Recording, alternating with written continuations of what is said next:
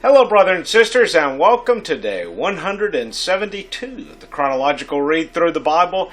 Today's reading and commentary covers the book of Amos from chapter 1 through chapter 6. We will finish out the book of Amos tomorrow. Well, Amos is a man of rather humble beginnings. We have him as a shepherd in the region of Tekoa, which, to give you that location, we're talking about 10 to 12 miles south of Jerusalem.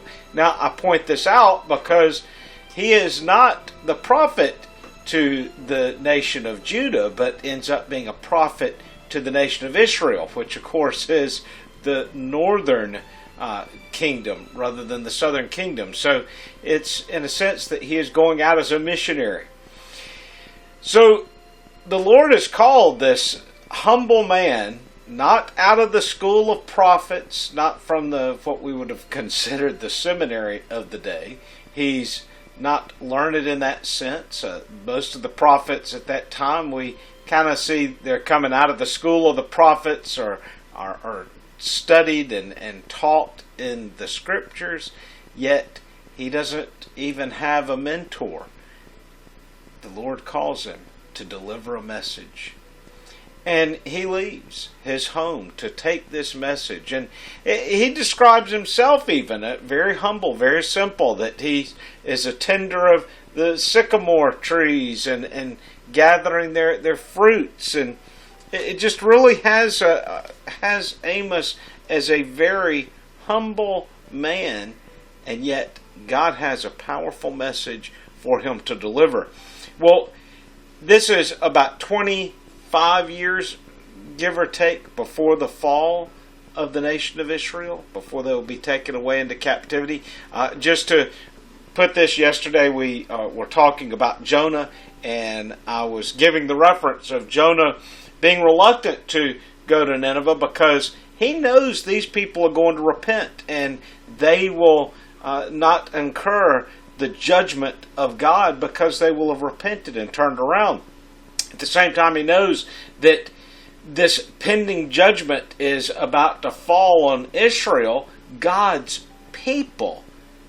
And they're hearing his word from the prophets and they're not repenting. So how much more will God judge his own people that they have been given his word, they have been given his protection, they've been given his blessings, but they are not following him or his ways.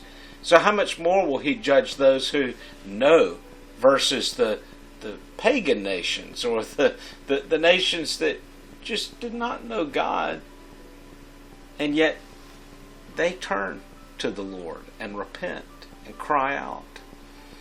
But Israel and Judah, neither of them are turning to him. Instead, it's almost that they are doubling down on their evil. And Judah at this time in their history, they are really very prosperous nation. They're under the leadership of Jeroboam II now, and they're doing well, except spiritually they're not doing well. They really are, in a sense, even at a point of peace, and they're victorious in what battles they are incurring at this time period. And yet, they're still worshiping the golden calf. They're still worshiping Baal. They're still worshiping Ashtoreth. They are worshiping just about every god under the sun except the true God, Yahweh. So let's look at some of these judgments that Amos comes on the scene and pronounces. So he comes on and he first really starts addressing Syria and their sin of slavery. He's going to point to Philistia and condemn their sin of slavery. Syria, was really speaking of their cruelty in war, how they were just very cruel to those who they were attacking. So there's judgments that are being passed on the nations around Israel For Edom, he's going to say that they didn't show pity to their to those who they were fighting against, and instead had the constant hatred towards people. Ammon, he's going to say that they were bitterly cruel people, and that they had selfish greed. So as he's saying these things and giving these prophecies, you can kind of picture that the people of Israel are almost rubbing their hands together. Ooh, all of our enemies around us, all of those nations around us, listen to these pronouncements against them and the evils that they are doing. They're probably loving this. They're thinking, ooh, we've wanted a prophet like this for a long time, because certainly as he's leading out mentioning all of the horrible things that our enemies around us or our neighbors around us are doing, we're about to be given a praise report for what we are doing. Even points out that Judah is going to be judged because they are rejecting the laws of God.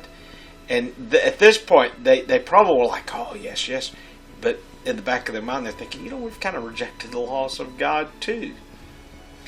And now comes their condemnation. The prophet names the sins of the people of Israel: bribery, greed, adultery, immorality, selfishness, ingratitude. How about that? Drunkenness. And they're even condemned not just for their own individual drunkenness, but because they enticed the people who had taken a Nazirite vow, they enticed them into drunkenness. I kind of addressed this a while back when we were in the Proverbs in speaking against drinking, but I want you to think about this, where I know it's a hot topic, and I talked about the hot topic aspects of it when we were going through the Proverbs, and even a little bit with some of the Psalms. I know with the alcohol and drinking alcohol in the church, it's as I say, especially with the young population, it's become a hot topic. But these people were enticing those who had taken the pledge of a Nazirite vow, enticing them into drinking. And I see a lot of that still happening in the church, where people are enticing others to drink who normally would not drink, who kind of said, that's not really for me. I'm in the church and I just want to be of a good witness. Now, I know some of this is a cultural thing. If you were to go to places like England, it wouldn't be as big of an issue there as far as the drinking. Though, that's not the case with every church there. There are churches there that are more of a teetotalers. I'm not meaning to make this about drinking, other than the thing of saying they were enticing people away, enticing them into sin. And be on guard for those who try to lead others into their own vice. Okay? Maybe it's even something that's not necessarily a sin, but when people are trying to, oh, come on, why don't you join us? Always guard yourself for that, and before you join, lay that before the Lord and say, Lord, is this something I should be a part of? As I say, it doesn't have to be something that's necessarily if it's a sin, it's a sin. You shouldn't be a part of it at all. But I know sometimes there's things that we see a little fog in, and if there's fog there, you need to be cautious. You need to make sure of the Lord's direction and leading in that. I don't mean to get all off into that, but it is something just to consider. They were forcing the Nazirites to drink, but then they were rejecting God's revelation. He said, I am pressed under this burden of sin. He was feeling the weight of the sins of the people, even though he himself was not living that way. Do you, saint, do you feel that burden of the sin of the nation that you're in? Do you feel the burden of the sins of the people that are around you? Do you have a passion that makes you at times stay up late at night because you are burdened for the lives of those around you? I know I see people that I can watch just the small decisions that they make, and it grieves me greatly because I know that their decision is taking them down a path that will either take them quite a journey to return to where they need to be, or if they don't turn around, it's going to take them away from God completely. Either those people don't have a relationship with God, or they're going to grieve their relationship with God, and they will not stand strong. It will be a difficult life and journey for them. Make sure that you're walking towards the light of Christ and not the darkness of this world. Amos is kind of giving this final warning, and as I said, they're only about 25 years out from their being overthrown. How far are we away from being overthrown? The world right now is taking over, and it is a time that you need to make sure of what you believe. You need to know why you believe what you believe. We're seeing an ever increasing falling away of people going into the world, and then we're seeing people also joining churches that do not teach the truth. And it is time to make sure that you are grounded. If you say, oh, well, I'm in church every Sunday, it's not about your church attendance. It's about your relationship with Christ. Your church attendance is, you're only going to get out of church what you put into it, right? So I want you to think of this today. I've given this picture before. I give it a lot of times in my teachings with people.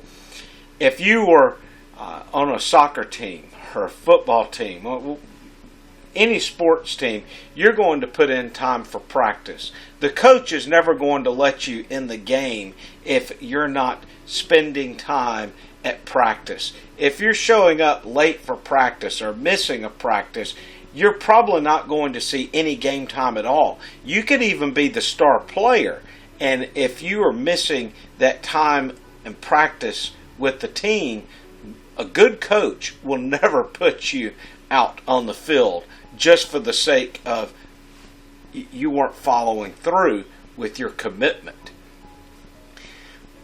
Why will the Lord put us in, and excuse the expression in a way, but why will He put you in the game if you're not in prayer, if you're not in the Word, and if you're not in fellowship with other believers? Why will He involve you in His activities? So I want you to think about that today. I want you to think about the sportsman who pours themselves into their sports activities. It grieves me greatly when I watch people put so much time and effort into the things of this world while neglecting the things of God. And in people's minds and hearts, it's always like, well, I must do this today. I can always come back and read the Bible or pray or study, or I'm just going to miss church a couple of Sundays. I'll be back after that. And it's rare that they come back into that engagement. Somebody says, well, I'm just going to miss a couple of days of my daily Bible reading because I have these things going on right now, but I'm going to double up next week. And next week rolls around and it's like, oh, I'm just so busy now. And you get out of that habit. I put this in the time of Amos because Amos is warning the people about their failure to worship God the way that we're called to.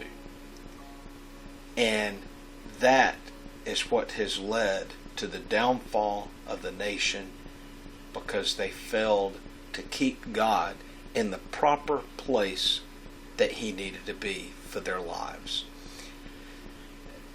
The kingdom's going to be broke up over this. I mean, it's already a divided kingdom, but I'm saying that the kingdom of Israel itself, the northern kingdom, is going to be destroyed.